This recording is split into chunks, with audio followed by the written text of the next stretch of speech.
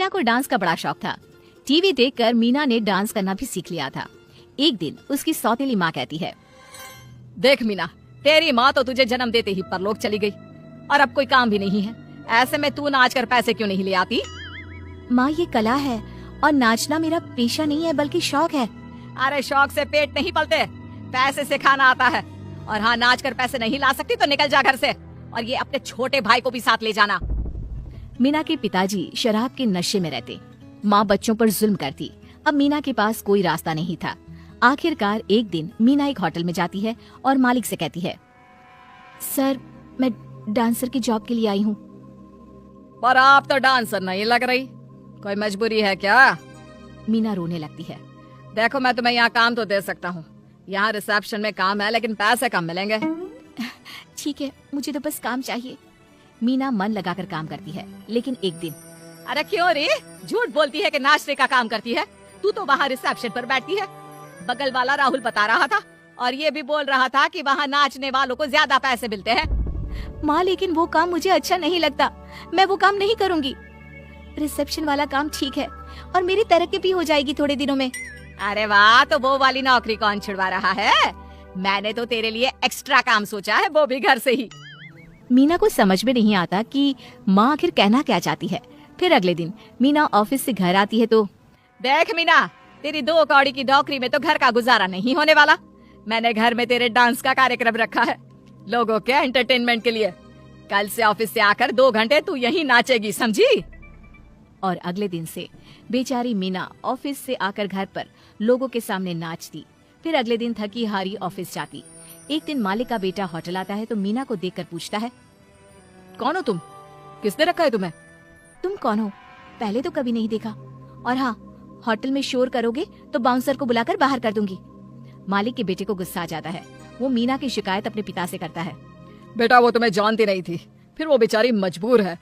ये कहकर पिता बेटे को मीना की सारी कहानी सुना देते हैं, लेकिन बेटे को तो मीना से अब बदला लेना था। मालिक का बेटा रोहन अपने दोस्त से कहता है, यार पता है वो मेरी एम्प्लॉय है ना, लेकिन उसने ना मेरी सबके सामने बेइज्जती की है, मैं उसे नहीं छोड़ूंगा। अरे इतना क्यों परेशान हो रहे हो? चलो आज एक जगह ले चलता हूँ। सुना है एक लड़की बहुत अच्छा डांस करती है, चलोगे मेरे साथ? चलो, वरना गुस्से से तो मेरा सर ही फट जाएगा।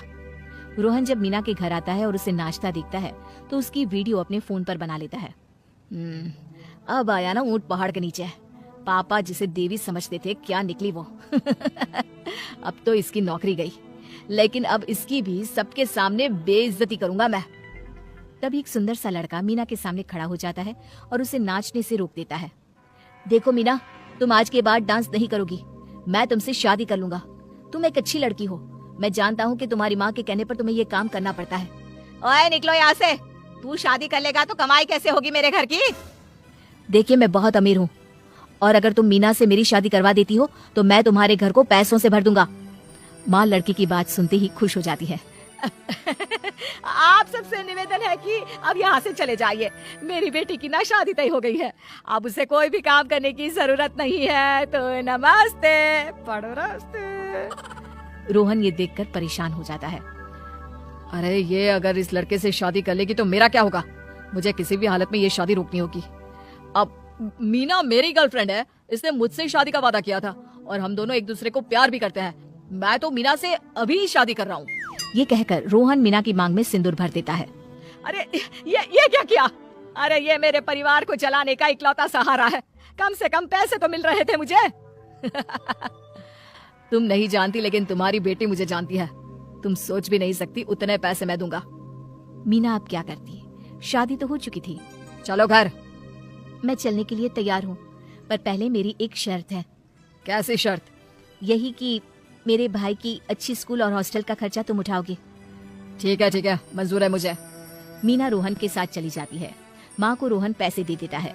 मीना जैसे ही घर जाती है उसके ससुर जी कहते हैं, अरे मीना, इतनी रात को रोहन के साथ? सब ठीक तो है ना?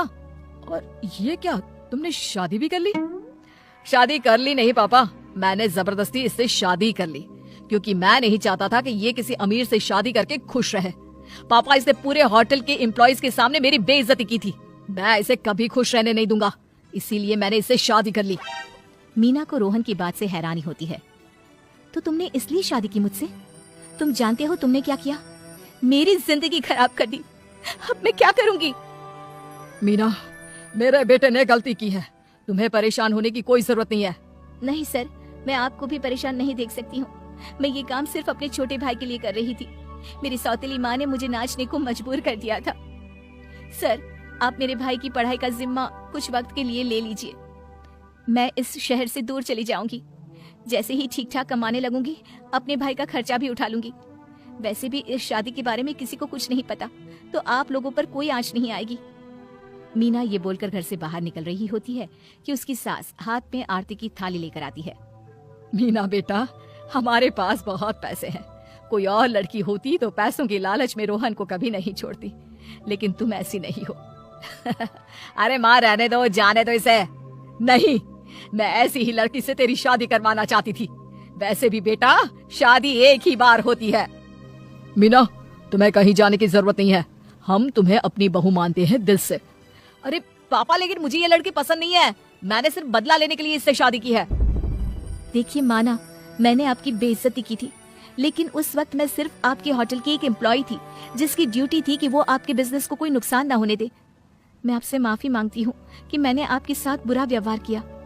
लेकिन सोचो बेटा, तुम्हारी जगह कोई और हमारे होटल में वो व्यवहार करता जो तुम कर रहे थे, तो क्या कोई तुम्हें कुछ ना कहता? और इससे हमारा नाम और काम दोनों खराब हो जाते। अरे बेटा, मीना ने तो सिर्फ अपना काम किया, माफ कर दो उसे। सभी के समझाने पर रोहन को समझ में आ जाता है और वो मीना को बीवी के रूप में स्वीकार कर लेता है।